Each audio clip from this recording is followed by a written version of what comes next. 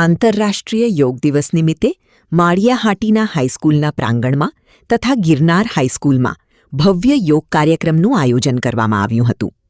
કાર્યક્રમમાં શહેરના અગ્રણીઓ, સામાજિક આગેવાનો, શિક્ષકો, વિદ્યાર્થીઓ તેમજ મોટી સંખ્યામાં નાગરિકોએ હાજરી આપી યોગનો લાભ લીધો હતો.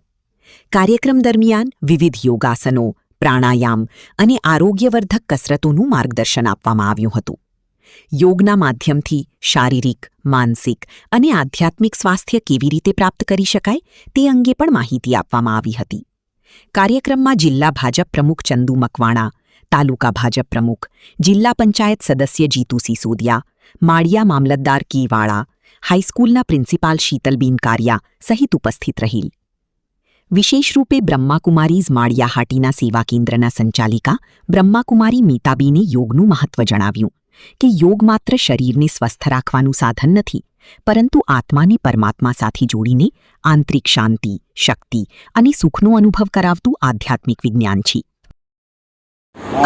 गिरनार हाई स्कूल में अंतर्राष्ट्रीय योग दिवस बड़े धूमधाम से मनाया गया, जिसमें अलग अलग प्रकार के योग और प्राणायाम का परफॉर्मेंस दिखाया गया. इसमें पद्मासन, पद्य पद्मासन, ताड़ासन, वृक्षासन आदि योग परफॉर्म किए गए.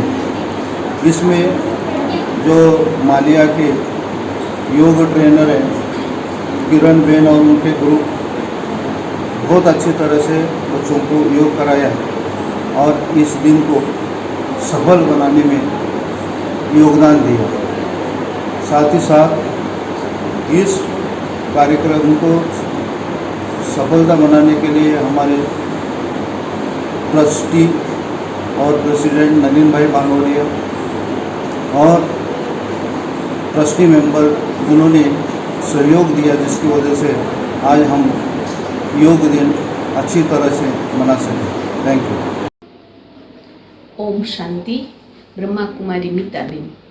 આજે 21 જૂન આંતરરાષ્ટ્રીય યોગ દિવસ નિમિત્તે માળિયાહાટીનાની અંદર હાઈસ્કૂલના મેદાન અને પ્રાંગણની અંદર એક સુંદર કાર્યક્રમનું આયોજન કરવામાં આવ્યું, જેની અંદર સરકારી કચેરીઓના બધા હોદ્દેદારો અને આગેવાનો, ગ્રામજનો, આગેવાનો અને સ્કૂલના બાળકો અને શિક્ષકો બધાએ મળી અને સુંદર મજાના કોચ કિરણબેન કોચે આસનો, પ્રાણાયામ કરાવ્યા અને ત્યારબાદ બ્રહ્માકુમારી મીતાબેન રાજયોગની સમજૂતી આપી અને રાજયોગની અનુભૂતિ કરાવી.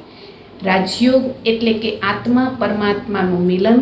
શ્રીમદ ભગવદ્ ગીતામાં પરમાત્માએ બતાવ્યું છે આત્માનું પરમાત્મા સાથેનું પ્રેમપૂર્વકનો વાર્તાલાપ, એટલે જ એને કહેવામાં આવે છે રાજયોગ. ઓમ શાંતિ.